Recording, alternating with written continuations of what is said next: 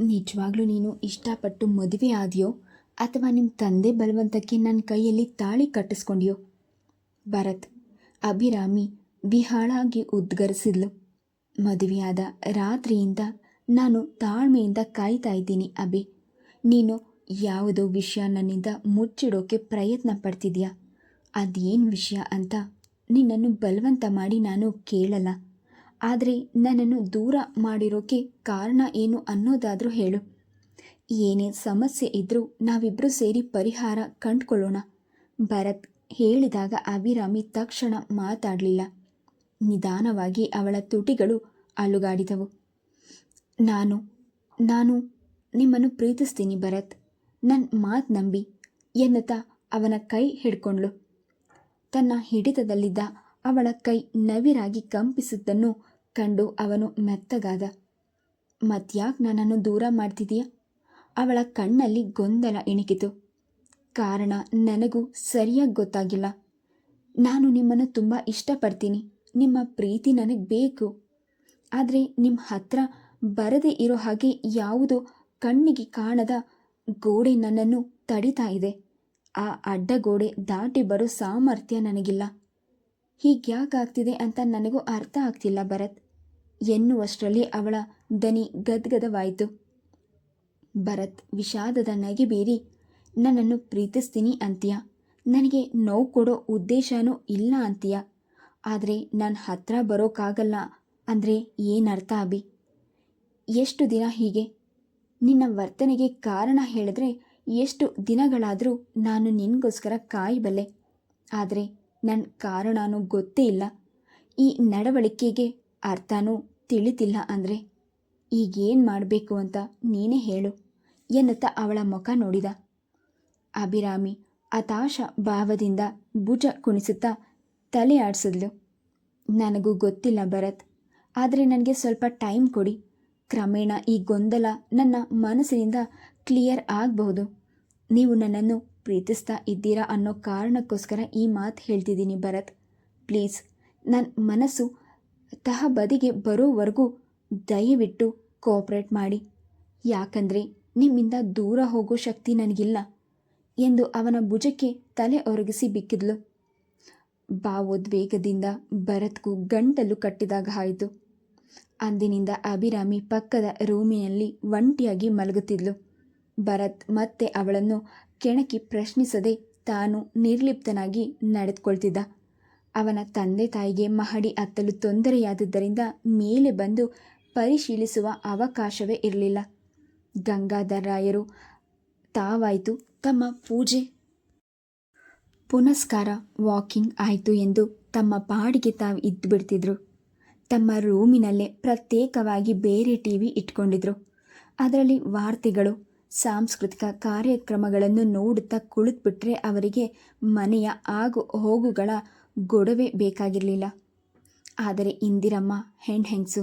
ಸಂಸಾರದ ಬಗ್ಗೆ ಪತಿಯಷ್ಟು ವಿಮುಖತೆ ತೋರೋದು ಆಕೆಗೆ ಸಾಧ್ಯವಾಗಿರಲಿಲ್ಲ.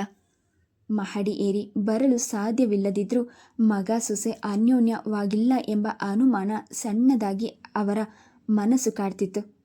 ಅಭಿರಾಮಿ ಬೇರೆ ರೂಮಿನಲ್ಲಿ ಮಲಗುತ್ತಿದ್ದಾಳೆ ಎಂಬ ಸೂಕ್ಷ್ಮ ಅವರ ಅನುಭವಸ್ಥ ದೃಷ್ಟಿಗೆ ಬಹು ಬೇಗನೆ ಗೋಚರವಾಯಿತು. ಅಂದು ಭರತ್ ಆಫೀಸ್ನಿಂದ ಬಂದಾಗ ಅಭಿರಾಮಿ ಮಹಡಿ ಮೇಲಿದ್ಲು. ಅವನ ಕಣ್ಗಳು ಅವಳಿಗಾಗಿ ಸುತ್ತಲೂ ಅರಸಿತು. ಅವನು ಬಂದ ಕೂಡಲೇ ಬಿಸಿ ಬಿಸಿಯಾದ ತಿಂಡಿಯ ಜೊತೆ ಹೊಗೆಯಾಡುತ್ತಿದ್ದ ಕಾಫಿಯನ್ನು ಅಭಿರಾಮಿ ಸಿದ್ಧ ಮಾಡಿಟ್ಟಿರ್ತಿದ್ಲು.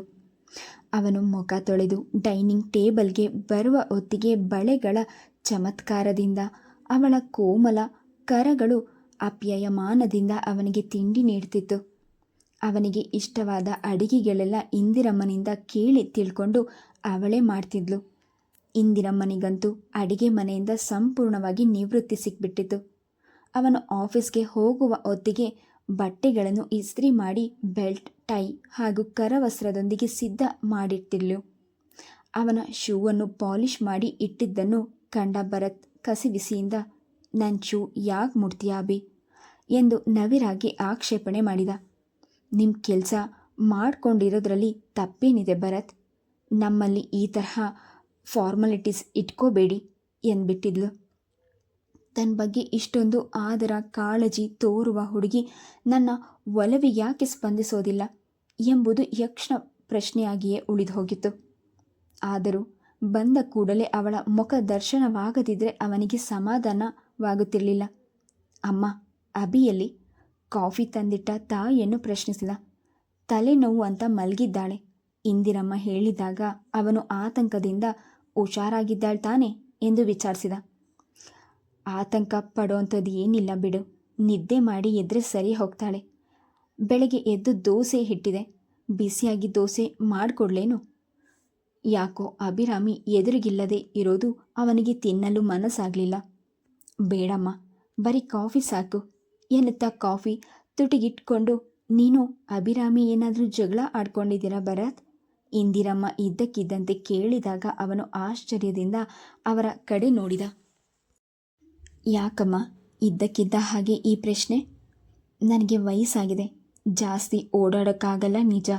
ಆದರೆ ಒಂದೇ ಮನೆಯಲ್ಲಿರುವಾಗ 4 ಗೋಡೆಗಳ ಮಧ್ಯ ಏನು ನಡೀತಿದೆ ಅಂತ ತಿಳ್ಕೊಳ್ಳೋಕ್ಕಾಗದೆ ಇರೋಷ್ಟು ದಡ್ಡಿಯಲ್ಲ ಕಣೋ. ಅವಳು ಪಕ್ಕದ ರೂಮಿನಲ್ಲಿ ಮಲ್ಕೊತಾ ಇರೋ ವಿಷಯ ನನಗೆ ಗೊತ್ತಾಗಿದೆ. ತಾಯಿಯ ಮಾತು ಕೇಳಿ ಅವನು ಮೌನವಾಗಿ ಕುಳಿತುಬಿಟ್ಟ. ಏನೋ 2 ದಿನದ ಮನಸ್ತಾಪ ಇರಬಹುದು.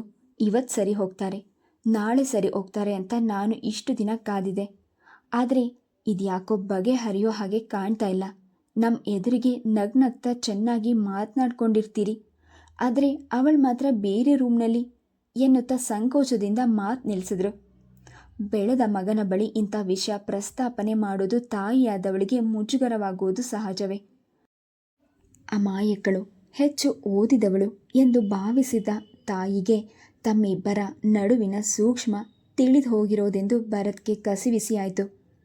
ಈ ವಿಷಯ ತನ್ನೊಳಗೆ ಇಟ್ಕೊಂಡು ಮಡಿಲಲ್ಲಿ ಕೆಂಡ ಇಟ್ಕೊಂಡವನಂತೆ ಅವನು ಇಷ್ಟು ದಿನ ತಹತಹಿಸುತ್ತಿದ್ದ. ತಾಯಿಯ ಮಾತು ಕೇಳಿದೊಡನೆ ಮತ್ತೆ ಚಿಕ್ಕ ಹುಡುಗನಾಗಿ ಅವಳ ಮಡಿಲಲ್ಲಿ ತಲೆ ಇಟ್ಟು ತನ್ನ ಹೃದಯ ಹಗುರ ಮಾಡಿಕೊಳ್ಬೇಕೆಂಬ ಹಂಬಲ ಹುಬ್ಬಿಸಿ ಬಂತು. ಅವನು ನಿಟ್ಟುಸಿರು ಬಿಟ್ಟ. ಮದುವೆಯಾದಾಗಿನಿಂದಲೂ ಅವಳು ನನ್ನ ಜೊತೆ ಸರಿಯಾಗಿಲ್ಲ ಅಮ್ಮ ಎಂದು ದನಿ ತಗ್ಗಿಸಿ ನುಡಿದ. ಈ ಸುದ್ದಿ ಇಂದಿರಮ್ಮನಿಗೆ ಅನಿರೀಕ್ಷಿತವಾಗಿತ್ತು. ಏನೋ ಮನಸ್ತಾಪ ಬಂದಿರಬಹುದೆಂದು ಊಹಿಸಿದ್ದರೆ ಹೊರತು ವಿಷಯ ಇಷ್ಟು ಗಂಭೀರವಾದುದು ಎಂದು ಅವರು ಪರಿಗಣಿಸಿರಲಿಲ್ಲ. ಯಾಕಂತೆ ಎಂದು ಚಕಿತರಾಗಿ ಕೇಳಿದರು. ತಮ್ಮ ಭರತ್ನಂಥ ಗಂಡನ ಜೊತೆ ಅನ್ಯೋನ್ಯವಾಗಿರಲು ನಿರಾಕರಿಸುವ ಆ ಹುಡುಗಿಯ ಅವಿವೇಕಿತನಕ್ಕೆ ಆಕೆ ನಿಜಕ್ಕೂ ತಬ್ಬಿಬ್ಬಾಗಿದ್ರು. ಕಾರಣ ಗೊತ್ತಿಲ್ಲ. ಇಂದಿರಮ್ಮ ಅನುಮಾನಿಸುತ್ತಾ, ಈ ಮದುವೆ ಏನಾದರೂ ಅವಳ ತಂದೆ ತಾಯಿ ಬಲವಂತವಾಗಿ ಮುಂದೆ ಹೇಳಲು ಅವರಿಗೆ ಸಾಧ್ಯವಾಗಲಿಲ್ಲ. ಕಾರಣ ಏನೇ ಆಗಿರಲಿ, ಭರತ್ನನ್ನು ಮದುವೆಯಾಗಲು ಯಾವ ಹುಡುಗಿಯೂ ಹಿಂಜರಿಯಲಾರಳು ಎಂದು ಅವರ ಮಾತೃ ಹೃದಯ ತಳಮಳಿಸಿತು. ಎಲ್ಲ ವಿಧದಲ್ಲೂ ಸಂಪನ್ನನಾದ ತಮ್ಮ ಮಗನನ್ನು ವರಿಸಲು ಯಾವ ಹುಡುಗಿಯಾದರೂ ಪುಣ್ಯ ಮಾಡಿರಬೇಕು ಎನಿಸಿತು ಅವರಿಗೆ. ಭರತ್ ಒಣ ನಗೆ ಬೀರಿ, ಇಲ್ಲಮ್ಮ, ಹಾಗೇನೂ ಕಾಣಿಸಲ್ಲ. ಯಾಕೆಂದರೆ ನಾನು ಪ್ರಪೋಸ್ ಮಾಡಿದಾಗ ಅವಳು ಮನಪೂರ್ವಕವಾಗಿ ಒಪ್ಕೊಂಡಿದ್ಲು. ನಿಶ್ಚಿತಾರ್ಥ ಆದಮೇಲೂ ಕೂಡ ಅವಳ ನಡವಳಿಕೆ ಯಾವ ಬದಲಾವಣೆಯೂ ಇರಲಿಲ್ಲ.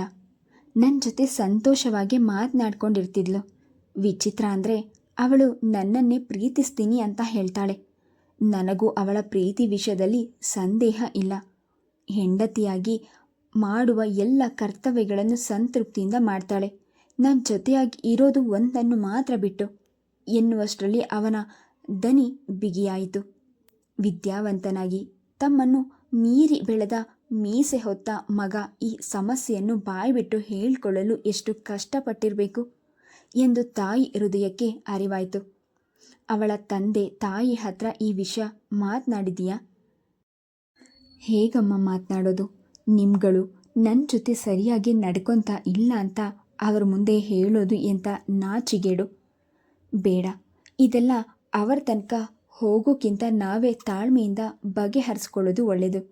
ಹಾಗಾದರೆ ನಾನು ಅವಳ ಜೊತೆ ಮಾತನಾಡಲೇನು? ಇಂದಿರಮ್ಮ ಕಳಕಳೆಯಿಂದ ಕೇಳಿದಾಗ ಭರತ್ ನಕಾರಾತ್ಮಕವಾಗಿ ತಲೆಯಾಡಿಸಿದ. ಕಾರಣ ಸರಿಯಾಗಿ ತಿಳ್ಕೊಳ್ಳದೆ ಏನು ಮಾತನಾಡಿದ್ರೂ ಏನು ಪ್ರಯೋಜನ ಎಂದು ಹತಾಶನಾಗಿ ಪೇಚಾಡ್ಕೊಂಡ. ಸ್ವಲ್ಪ ಹೊತ್ತು ಇಂದಿರಮ್ಮ ಮಾತನಾಡಲಿಲ್ಲ.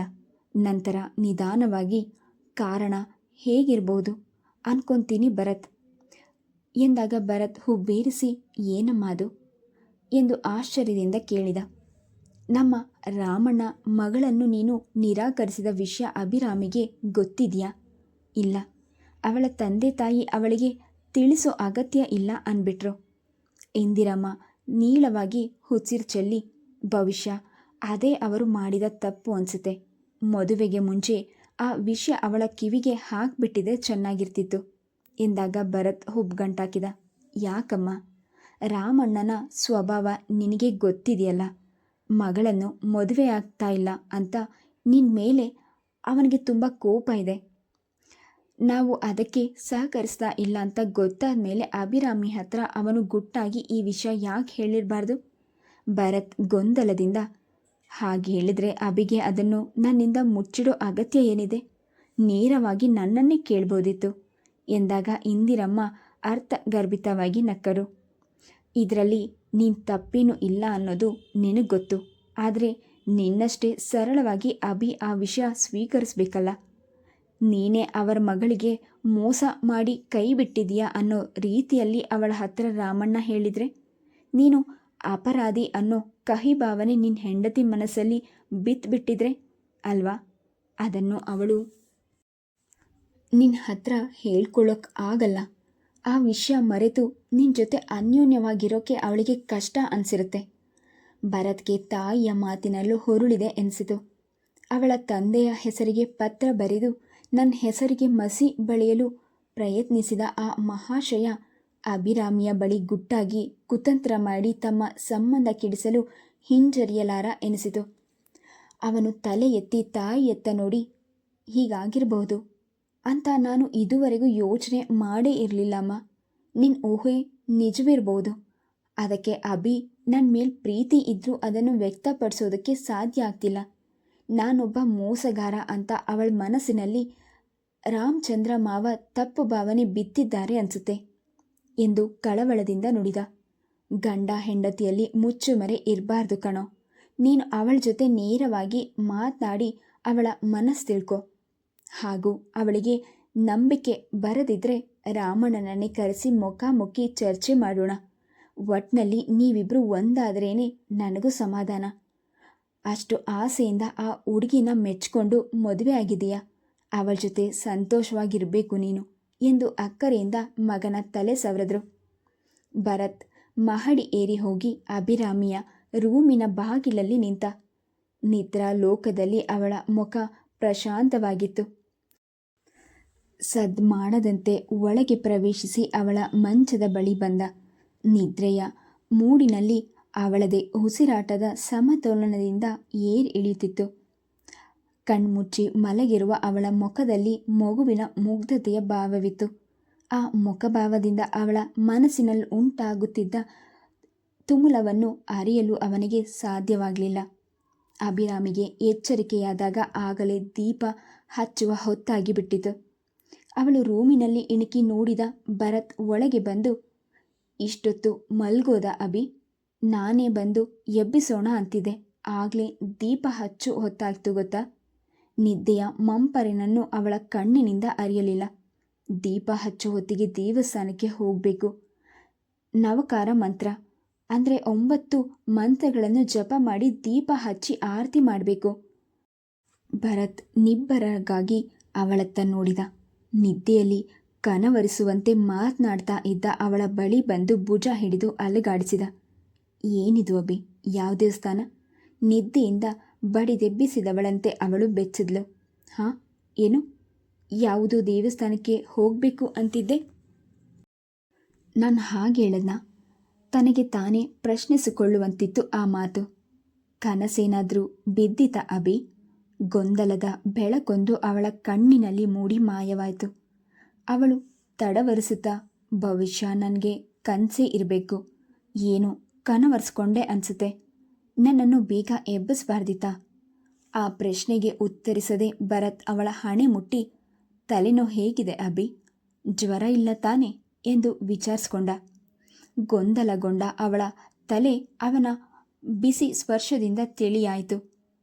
ಜ್ವರನೂ ಇಲ್ಲ, ಎಂಥದ್ದೂ ಇಲ್ಲ, ಮಲ್ಕೊಂಡು ಸೋಂಬೇರಿಯಾಗಿಬಿಟ್ಟಿದ್ದೀನಿ ಅಷ್ಟೇ ಎಂದು ನಕ್ಕು ಅವಳು ಎದ್ಲು. ರಾತ್ರಿ ಎಲ್ಲರದು ಊಟವಾಗಿ ಮಲಗಲು ಹೋದರು. ಭರತ್ ಟಿವಿ ಮುಂದೆ ಕುಳಿತಿದ್ದ. ಆದರೆ ಅವನ ಮನಸ್ಸು ಅದರಲ್ಲಿ ನೆಲೆಸಿರಲಿಲ್ಲ.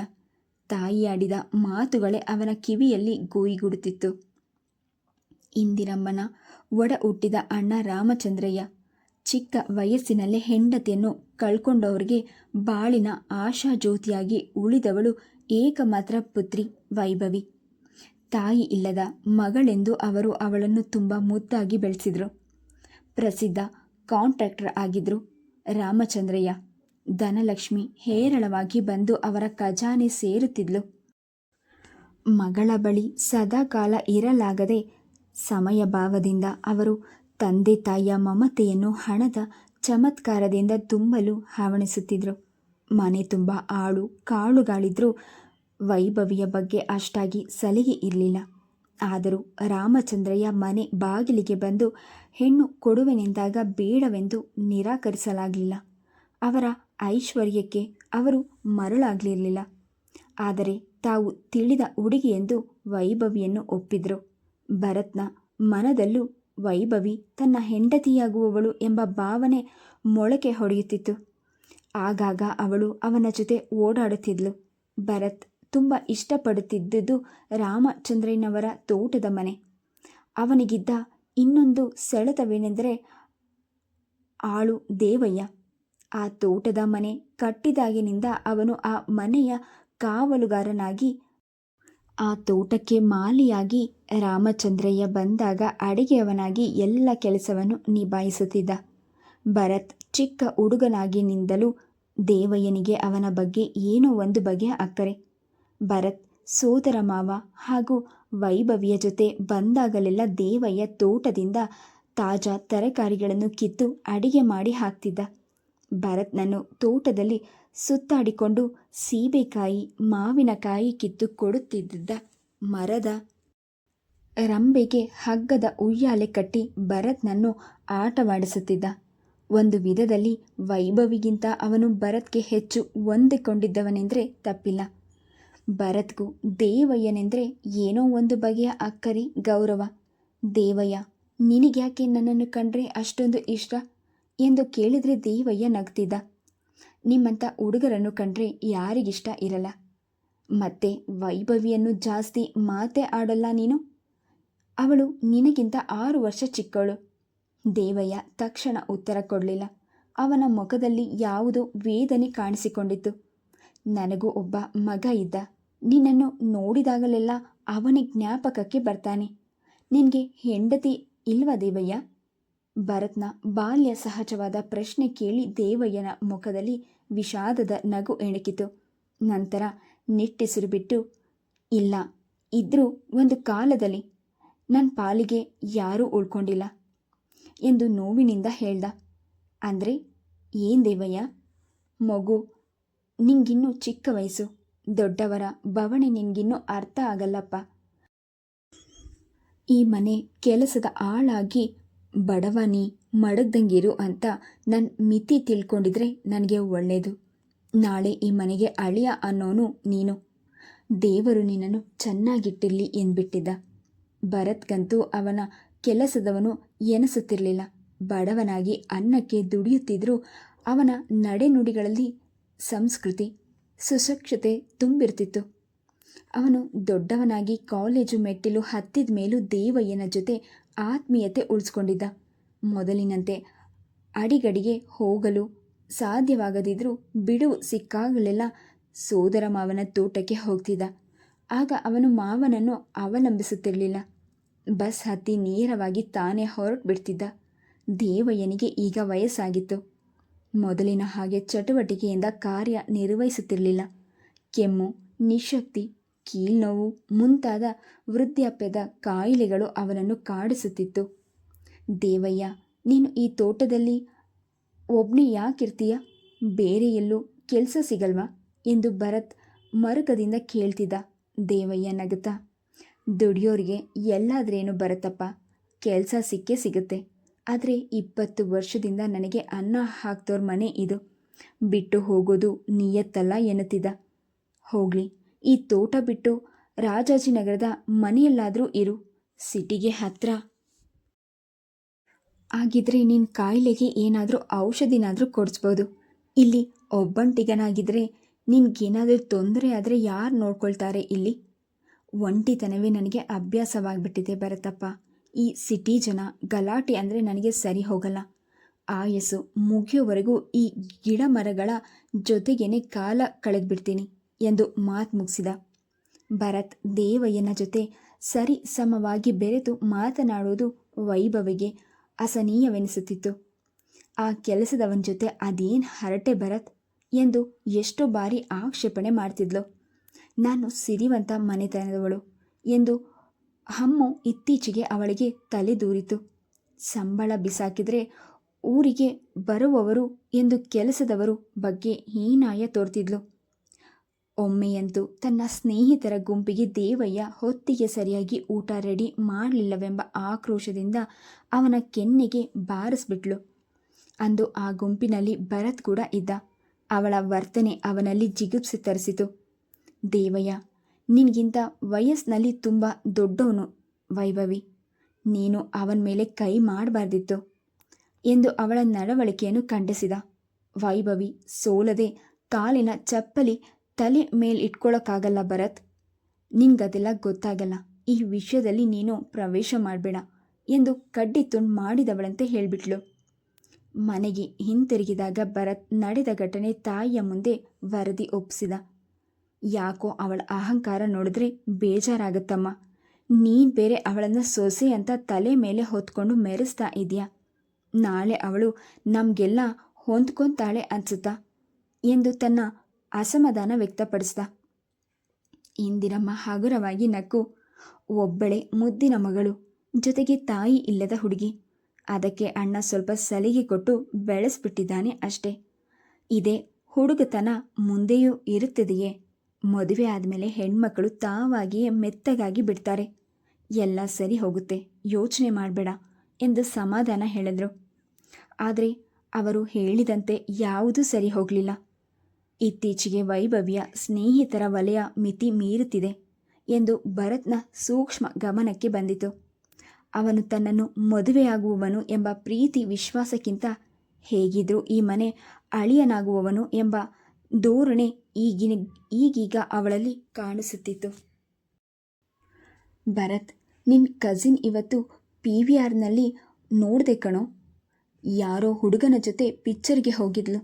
ನಿಮ್ಮ ಮಾವನ ಮಗಳು ಬನ್ನೇರ್ಘಟ್ಟ ರಸ್ತೆ ಹತ್ರ ಯಾರ್ದೋ ಬೈಕ್ ಮೇಲೆ ಕೂತು ಹೋಗ್ತಾ ಇದ್ದದ್ದು ನೋಡಿದೆ ಎಂದು ಆಗಾಗ ಗೆಳೆಯರಿಂದ ವೈಭವಿಯ ಬಗ್ಗೆ ವರದಿ ಬರ್ತಿತ್ತು.